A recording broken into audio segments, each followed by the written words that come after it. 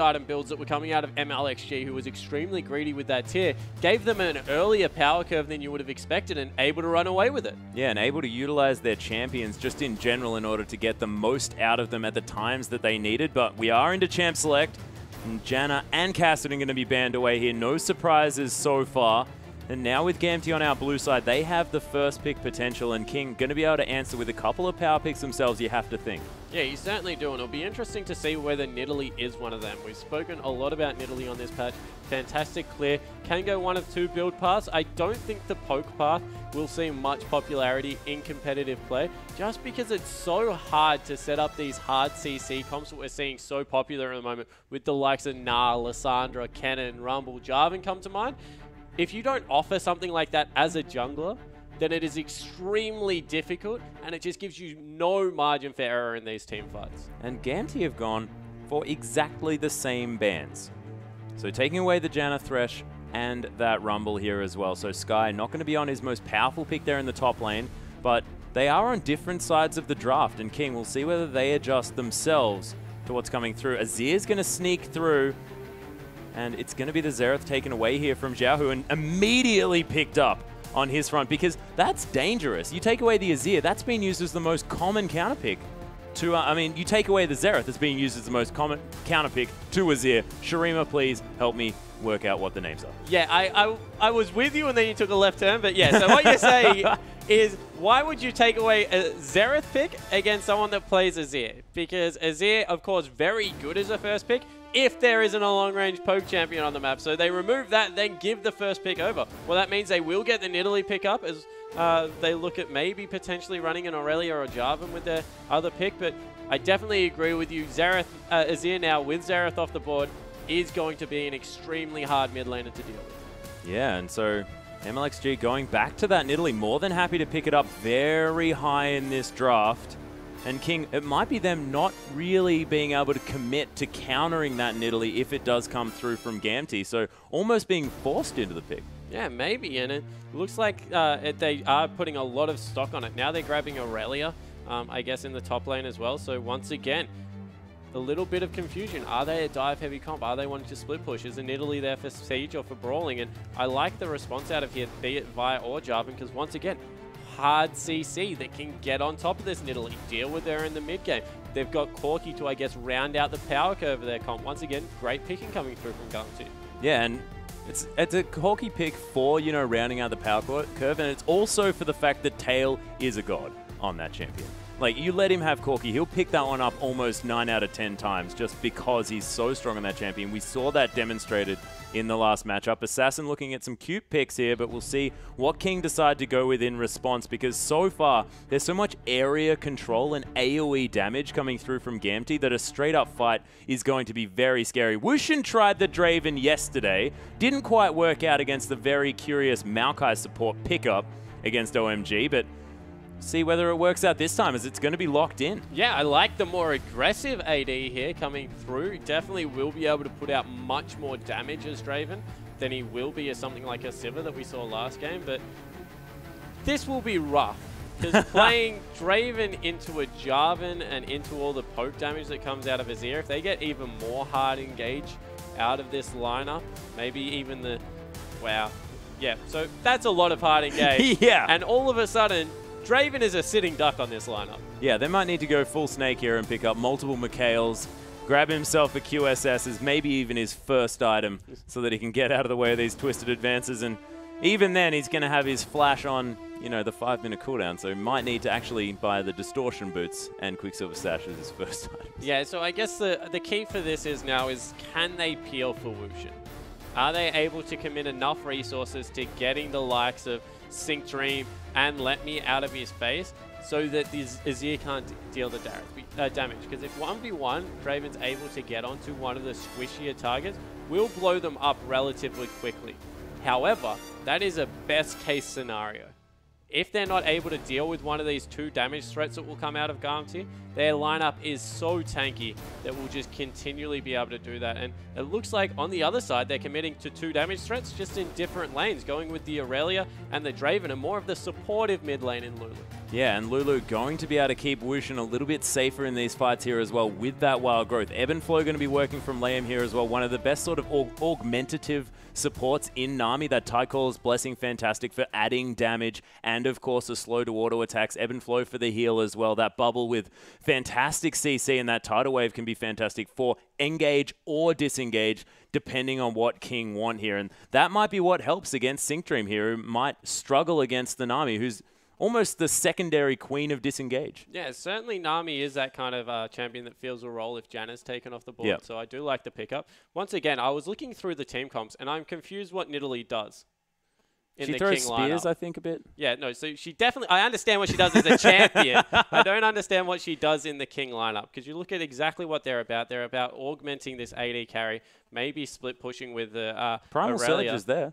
Primal Surge is fantastic, but Nunu does that better and is a better peel. Doesn't offer much peel for the 2 carries coming through. So unless MLXG can have a huge impact on this early game, have to question the Nidalee pickup once again in this team composition. Yeah, and it was all about Gamtee adjusting to that Nidalee pick, and they have still the same level of hard engage. They had 3 champions that were able to really get on top of the carries the way they wanted to, and it's no different when you swap out a Maokai for an Aurelia. And Danger still on his Jarvan, and we've still got Sync Dream here on his Leona, but we'll see what happens as we hop onto the Rift.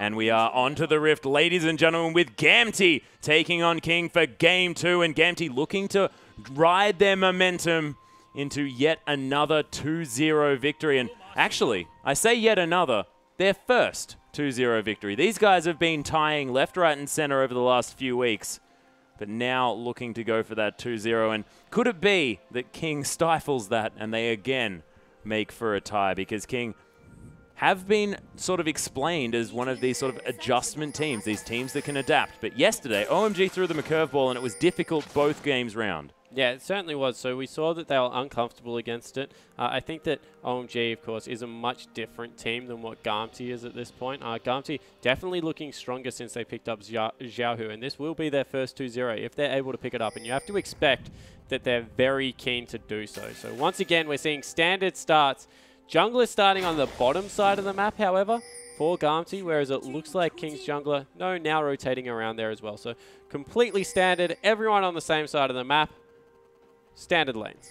Yep, and Sync Dream and Tail going to be able to take sort of their dream team there to the bottom lane yet again. Of course, Leona Corki working out fantastically, has so much skirmishing potential early on in this game, and we'll see whether they can sort of coax out the teleports early on from King, the early rotations coming down here as well, and or whether things are going to be different here against the likes of Draven and Nami, who just have so much damage potential in that lane. Yeah, they certainly do, and they have actually a relatively good poke potential as well against the likes of a Leona, who is going to be prone to taking a lot of early game harassment. So pressure really is on this bottom lane to perform, get this Draven ahead.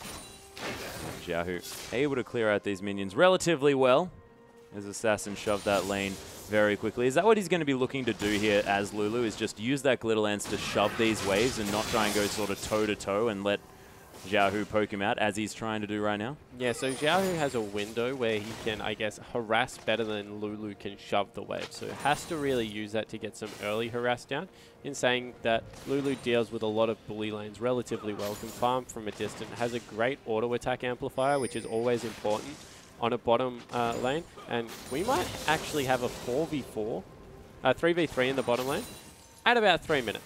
Yeah, and that's going to be MLXG easily coming in with the counter gank here as well, but that's Zenith's way to come down. The double bubble here as well, as Wushin's coming in, the double teleports at the same time. The longest auto attack in history for first blood for Wushin, as Let Me Now is getting aggressed on the Equilibrium strike for the stun here as well, but King, they'll take first blood and they'll back away, and Wushin says, but I didn't even have time to get adoration stacks. Yeah, so Wushin able to pick up the first blood on Draven. That's always a good thing. Red buff makes it a horrible thing for Tail. he's not going to be able to stick around in this lane and farm, and looks like they're going mid for a potential 3-man gank. Yeah, MLXG and Sky, the flash into the Equilibrium strike here. Oh, the flash out of the Glitter Lance as well from Xiaohu, and he's going to be safe, but the gank squad is on, and they're getting summoner spells. Yeah, they certainly are, and that is an important summoner spell in the mid lane. With the slow that comes through, we'll be able to continually bully the Azir now, so great rotation up towards the map. After a teleport was burnt, beats his opponent in there and not really scared to be bullied around by a Maokai all that much. So Aurelia going to be fine farming, even if she doesn't have that. Oh, she's still got a potion. Yeah, she's completely fine in the top lane. Yep, no worries at all. As MLXG, on the other hand, going to be a different story. Smite coming up just in the nick of time. And MLXG going to be able to take down that red buff. But things were touch and go there. And I want to go back to this bottom lane and what that first blood means, because this is a Leona that is now behind in a lane and doesn't want to engage. Although he does here, actually going straight on top of Wushin. Wushin trying to turn that one around, and it's a good trade. But if Wushin gets any further ahead here, I mean, Sync Dream won't be able to go in with fear of dying. Yeah, so there's a potential that Leona will get blown up, although it gets so much damage from the W, with only really Wushin being the threat here. Will continue to poke. Yeah, trying to get in there with that E as much as he can. Phosphorus Bomb is going to come down at a Wushin here, as well as Tails taking a lot of damage, and that slow from the red buff also working out. Yeah, so that was a real bonus of that first gank. Sure, the damage is nice, but they're going to try and push him in as much as possible to deny the back. Although with the amount of damage they took that time around, they're going to have to back themselves. So it is there for Draven if he wants it. However, that red buff meant that the lane got extremely hard, and it's turned into a 10 CS advantage. Maybe more if Wushin's able to clean up these ones underneath turret. He has the gold for a BF sword, versus the fact that Corki was only able to pick up a longsword Ruby Crystal. And that's a huge item discrepancy. That is, unable to go for that Phage early on, and he may have even wanted to go for a Sheen, but needs the extra health to survive Wushin's onslaught when he throws these axes at his face. King now successfully able to push out this bottom lane. Wushin going to go back and maybe just grab, you know, longsword, BF sword, something like that, and really make these axes hurt. Yeah, certainly will be looking to get aggressive. Wouldn't even be surprised if it was something along the lines of boots to stay in range, but instead just opts for a lot of potions. Recognizes that there is a lot of harass coming through from the Corki, wants to be able to stay topped off. And across the map, Let Me actually is the shining light at the moment for his team. 38 CS to 22. He's performing well on this Maokai. Gone for double Dorans, will probably transition into a rower, and looking to bully early. He's really taking advantage of the fact that Aurelia really wants items to scale up into this game and can't stand against this guy. Yeah, and we saw Sync Dream taking a drive by in mid lane, getting some deep wards in there, was spotted out from some nice wards that came through from MLXG into the deep side of the jungle. Not as deep as a Wraith camp, which is what you really like to see out of aggressive counter jungling, making sure you have eyes on the J4 at all times, but deep enough to be able to spot any early game roams that will come through from Sync Dream. And GT actually managing to get a level advantage here in this bottom side, as they've been able to push this wave right in to King. Wushin almost about to hit level 5 here, as well as that one does come through. Some poke damage coming from Tail, but this is fantastic. Of course, poke is available from GT, but Liam's got ebb and flow. He can heal up his Draven and himself in order to stay in this lane. This Sky now going to be farming under this turret yet again. MLXG farming up a lot, actually, throughout this jungle. Almost has his Magus enchantment completed. Danger going towards that warrior as quickly as possible. So no early Sightstones to come out from either jungler, and probably never going to come out from MLXG. Yeah, it certainly won't be. So looking to get aggressive on both jungle setups. I like that coming through. Nidalee needs to, I guess, be aware of the fact of the hard CC that's coming through from Gamtee. Gamtee were in a similar position last game, where they were behind a little bit, but able to pick up some dragons really meant that they equalized the game out, and in the end won some favorable team fights. So need to make sure that they don't fall into the same trap with Nidalee, where she's fantastic with 1 and 2 items and then really falls away heavily if the heavy engage starts coming through. Phosphorus Bomb going to come down onto Wushin here as well, but With those spinning axes as well giving you so much extra damage, I mean, even the 3% lifesteal that you get from the Doran's Blade is going to be doing a lot of work actually helping Wushin stay alive in this lane. Yeah, well, it certainly does. And the other thing is that he wants to catch axes, so he actually throws a lot of auto attacks out, whereas other AD champions, you might just look to last hit. So Draven, definitely not one of those. Wants to push out as much as possible, use those spinning axes, grab the Adoration stacks, and also, as you mentioned, it heals you up pretty significantly. Yeah, and I love that MLXG is going for all these Scuttle Crabs as well. It's a lot of early gold for nothing at all. They're not going to fight back Scuttle Crabs. And so he's able to pick up that 80 gold, picking that one up, of course. Does have his jungle item here already. Let me taking, a lot of damage, but stops. And MLXG unable to land the spear. A little bit unfortunate. Speed boost going to help him out, though, getting around this jungle and just going to launch himself up that Baron Pit and over pick up these Krogs. So now that you can hunt these large minions, it does make Nidalee's life a whole lot easier. As you saw, that pounce distance, pretty large. Certainly does. And look at this. King, even though they picked up the first blood, even though they have the item advantage, respecting the potential level 6 play that's going to come through from Gamtee, none of the creeps are going to die. So they just completely back off the minion wave. Don't want to skirmish against a Corki at level 6 and Sync Dream, who's about to join him. So great move out of Wushin here. Understands that he's the scaling AD in this matchup. He has the Nami for the favorable lane matchup, not for the fighting potential at this point of the game, and just backing away. Yeah, and they're not trying to force the issue here as well. Wushin more than happy to build up Adoration, play safe, and then when he gets some assistance from the likes of MLXG or Assassin, that's when he can cash in. Yeah, it certainly looks like that's the way he's going to play it. Assassin also doing relatively well in this mid lane. Lulu is a bully, so going even in CS will suit the hyper scaling of here. And actually looks like an early dragon being started up by Nidalee. We mentioned the Hunted passive with the takedown, just does a lot of early game damage. Yeah, able to smash down this dragon. Wushin almost didn't need to turn up as MLXG going to secure that dragon very easily. And King again off to an early start with the gold, but now also with the neutral objectives. Things a little bit different this time around for our King lineup, and we'll see whether Sky can get back up to favor in this top side. Does have the Phage now, but still behind 20 CS to that of a Maokai.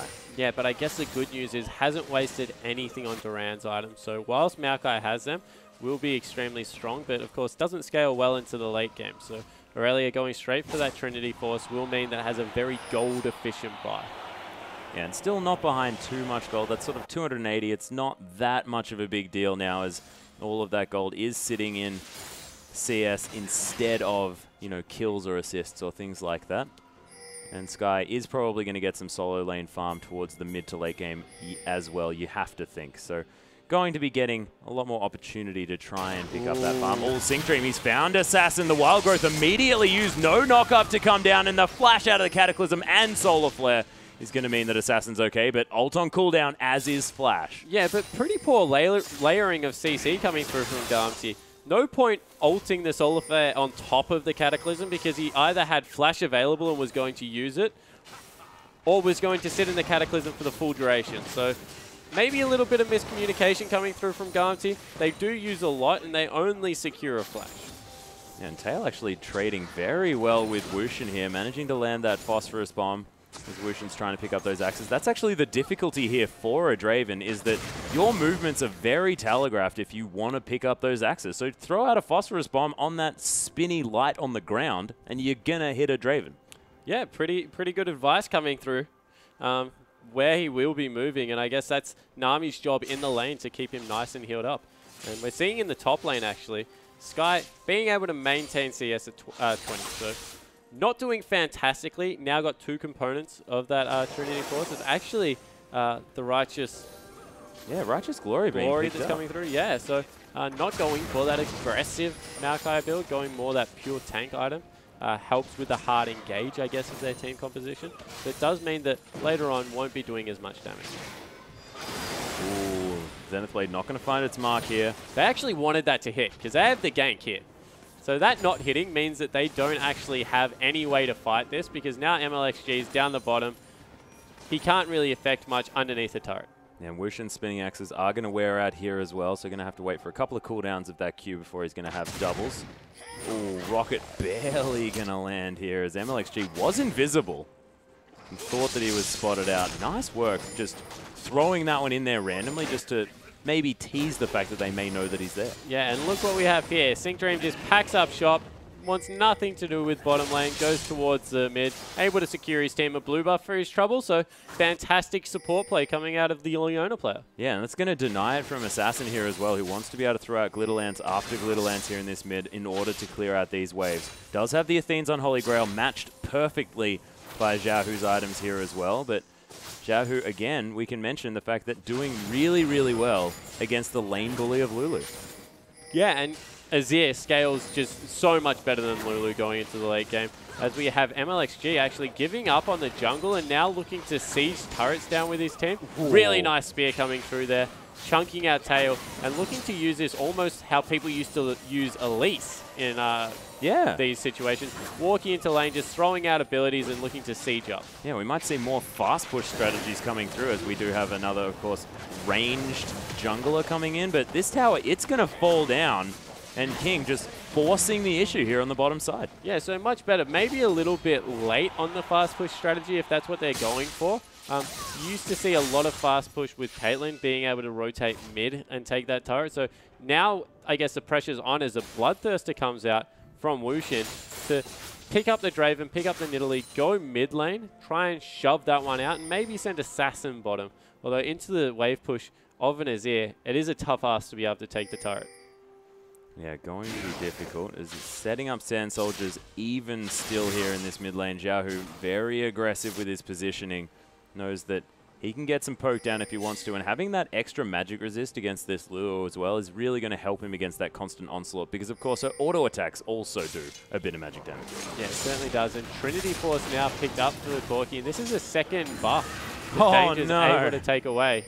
Helped out by MLXG here as well as he smites away that red, and MLXG getting punished for spending so much time in that bottom side. Yeah, so you have to say at this point in the game, Trinity, wow. Oh, Cataclysm just straight on top of Assassin there in the mid. Wild Growth is still available. There's the ultimate coming down from Xiaohu. It's a nice double bubble, but not enough, and Assassin, he's dead. Yeah, so we spoke of the need for King to rotate mid and try and pressure that turret. Opportunity gone. Fantastic gank coming in from Danger and SyncDream, able to pick up the mid lane turret. And that, when you compare objectives, much more important to grab the middle lane turret than the bottom.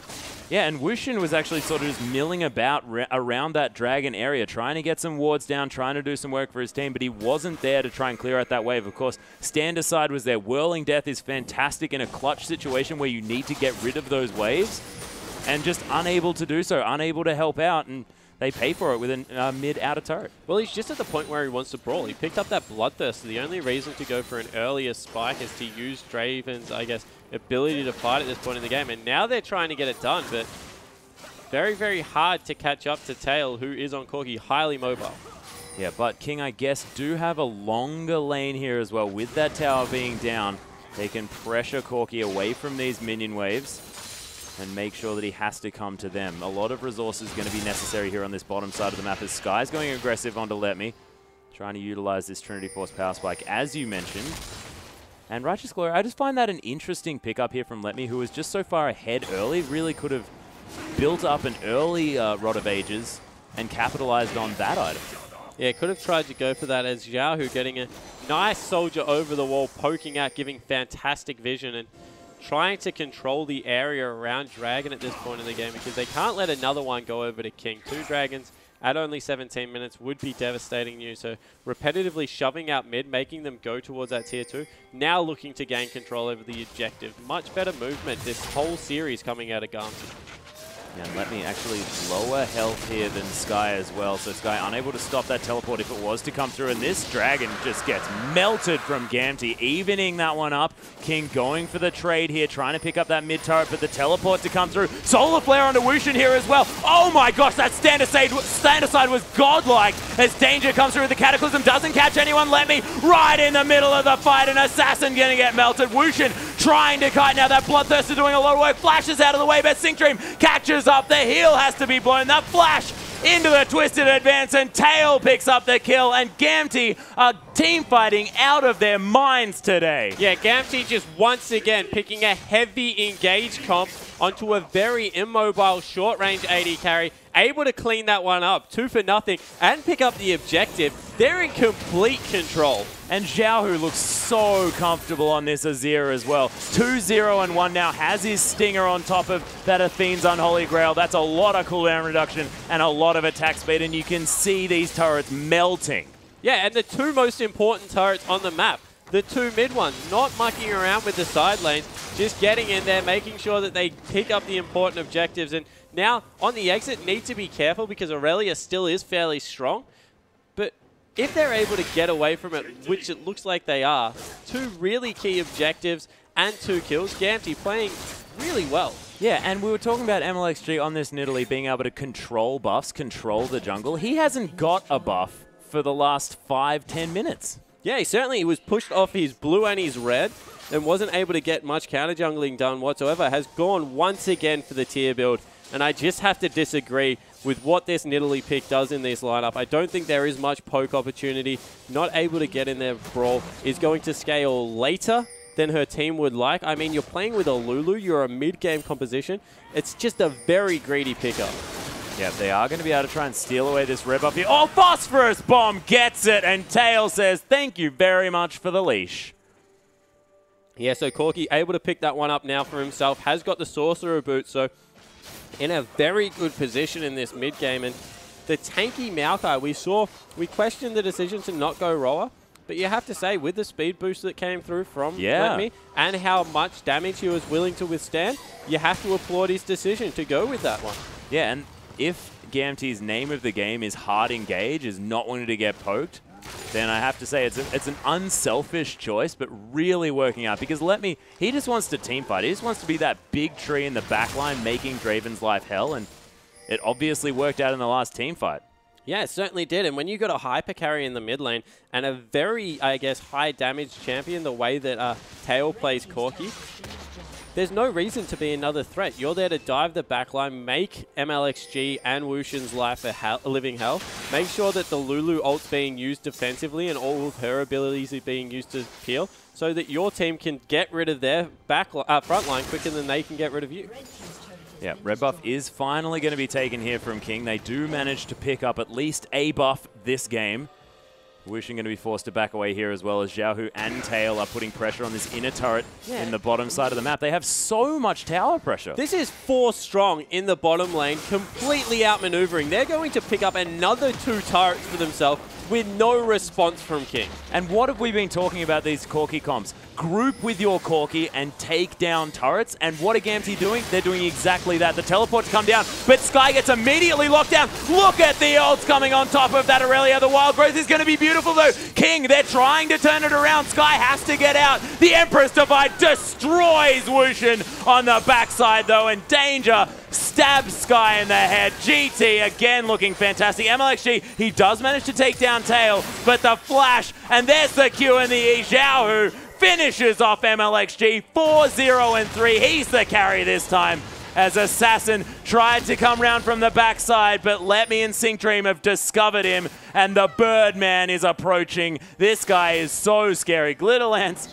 Assassin's just being really annoying now on this Lulu. But this is once again Gamtee, I guess, prioritizing the kill. There wasn't really an objective to push, and in the end it means that I think that was an ace for 1 kill coming through for Gamtee, and all the gold in the direction they wanted. 9,000 on Azir, 8,000 on Corki. Xiaohu, that was a 4v5 when that fight started off, and he ripped through 2 people and deleted them off the map. Yeah, the Emperor's Divide there as well basically squashed them into the wall, and it sort of makes sense that he has so much damage that he insta-kills them, because it honestly looked like their body was destroyed as Lamb.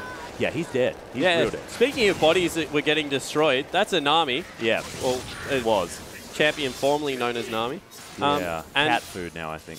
Yeah, let's take a look at this team fight against, because it was really impressive force coming through from King, but Gamtee just turning it around. It was actually an offensive Glitterlance, and I think that that's very important.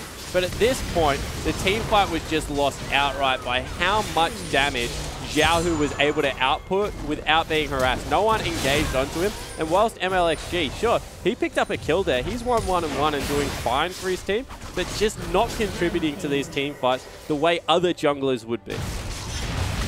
And we see as well, Assassin then on the backside, making Gamtee a little bit frustrated. Yeah, this is where we kind of cued the Benny Hill music, but back at live, top lane turret, once again under siege. Gamtee just rotating around the map. They're going again. Yeah, Sky actually gets engaged on here as well. Sync Dream right in amongst that fight. A beautiful tidal wave across everyone. Tries to disengage this one as King now. They're turning around. They're trying to make it work. Xiaohu off the backside.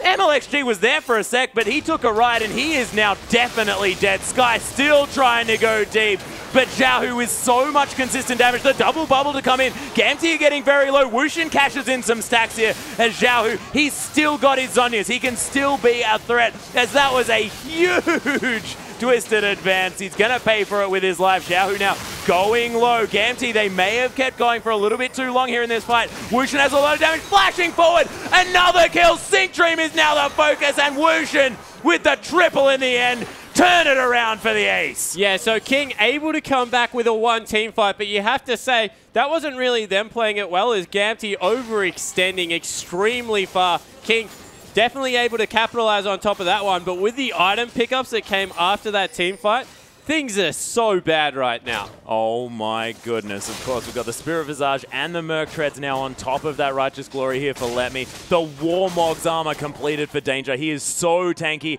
And I think you may have been mentioning this Void Staff now complete for Xiaohu. This is a 3-item Azir who's just a monster. Yeah, he certainly is. You couple that with the fact cancelled that buy. You couple that with the fact that maybe the Infinity Edge is coming through from Corki as well, just for even more mid-game power. And this is a Gamtee lineup that right now, King cannot go anywhere near them. The Shining Light, Wushin, is the only person that really is stronger than his counterpart at the moment.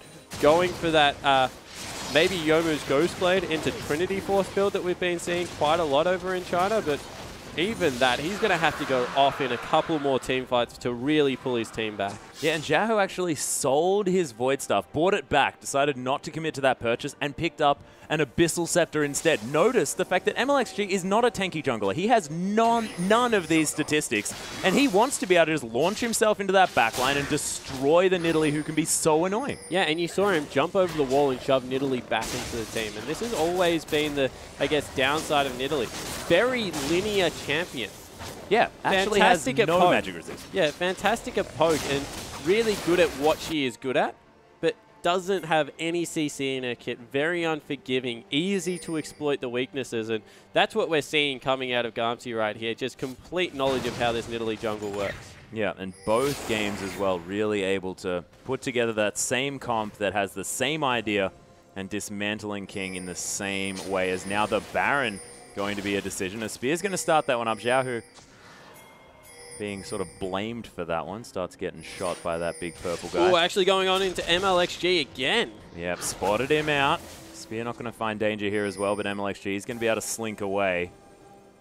And GT not committing to this Baron play, but they have exclusive vision of the area. Yeah, and you have to respect it if you're King because of how much damage Azir does to Baron. They're going to face check this maybe, and that's bad news because with a Leona rolled over the wall, they're nice and clumped. Oh my gosh, there's the Soul Flare, the Cataclysm as well. It's a nice tidal wave to try and stop this one out, but Wushin, he's way in the front line and he's gonna die straight up. Tail picks up the kill, Xiaohu grabs one as well. The bottom lane's dead. And Gamtee, they just want to go to the Baron. Yeah, and would you believe that, Atlas? That's probably the best that could have gone for them. Only their bottom lane being taken out.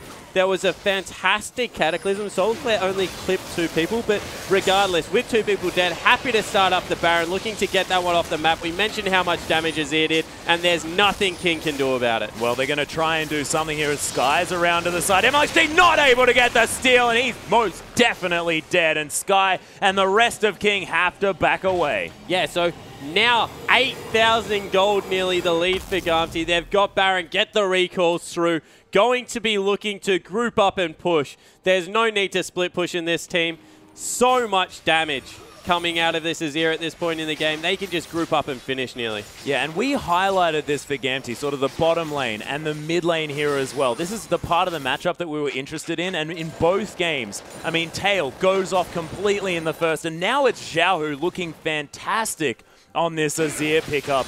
They are really doing work for their side, and Gamtee, ever since Xiaohu came onto the team, have just been looking so much better and improving week after week. Yeah, they certainly have looked a different team. And you know what? Take a look at the bottom lane. I'm accrediting it a lot to their support player. Syncdream, extremely unorthodox. Does some crazy things like packing up and leaving bottom lane and leaving Tail by himself. But his vision control and engages in this series have been fantastic on Leona. Look for him to maybe even be someone teams take a look at, because once again, very linear player, likes the engage supports Leona and Annie, and if you take them away, I think you might force him to play a different game. But this series, they haven't done that, and he's made them pay. Yeah, and it might be part of Gamtee's banning strategy as well, taking away that Thresh and Janna that Syncdream doesn't like as much and making the enemy support uncomfortable. The inhibitor turret's going to go down. Gamtee, they're going to start this fight up. Oh my god, he was dead for a second, was Liam. And Wushin, that solar flare was godlike, and look at the damage from this Corki Azir. Sky trying some fancy footwork to get out the backside, and Danger diving very deep. But King have been torn to shreds, and this bottom lane has been punished for that early lead over and over again. Yeah, they certainly have, and it looks like they want to continue to try and push in. And the problem with the flank coming through from Nidalee means that they're not grouped as 5, and the force is just too easy. They're looking to close the game out. The Nexus turrets are falling down now. Gamtee putting a clinic on this series as they take their first 2-0 in the LPL in such emphatic fashion. Xiaohu says see you later to MLXG. And Gamtee, my gosh, what a statement. Yeah, we came into this matchup saying, is this King's time to really take over a series and prove that they're that LSPL team we were looking for? Flip that on its head. Gamtee's come out with an absolute emphatic win, sticking it to King from start to finish. You take away that Draven kill in that game, and that was all one-sided. It was, and it was just the team play, and when Gamtee were orchestrating these fights, it was working out beautifully. They're hard engaged, like you mentioned. This is the playstyle of Syncdream, and they just work around him, and it was just beautiful play. And the draft phase as well, you have to say that picking sort of prowess and intelligent use of champions here as well, and mind games that they play in that champion select is just beautiful. Yeah, it certainly was. And over the other side of the rift, King really have to look at those drafts and say, what was Nidalee doing in there? Understand that it is a very strong pickup, but just didn't suit Game 2's composition. And I think we actually have a replay, speaking of Game 2, that we can jump into. So if we get this one rolling out, this is a 4v5. So let's just jump straight into it. They're retreating here, teleport comes through, and they see the teleport and straight away pull the trigger on Sky, who gets a very good wild growth. But keep your eye on Xiaohu, because this guy, this ultimate right here, cleaning up 2 people, deleting them off the map. And as long as those 2 threats were on the backside, not being controlled by King, they were just in a better position. And even here, MLXG gets picked up by Xiaohu as well. And once again, the Nidalee, 1-1-1 at that point. Wasn't a bad pickup as a solo. Yeah. Extremely strong, but just didn't suit the team composition they put together. No, it just didn't work out, and MLXG went for it a couple of times, hasn't worked. Maybe King need to think of a different strategy, or maybe just ban away the Nidalee. Don't deal with it. Just say, yep, nah, we're done. We're out of here. Not going to work out. Of course, didn't work out for Dandy either. These Chinese teams haven't yet figured out where Nidalee fits. Loveling did have a successful bout with that champion, but we'll see whether it does come through, as there is still so much more LPL yet to come here today, ladies and gentlemen. Of course, Game 2 going to be coming up very soon. Don't go anywhere.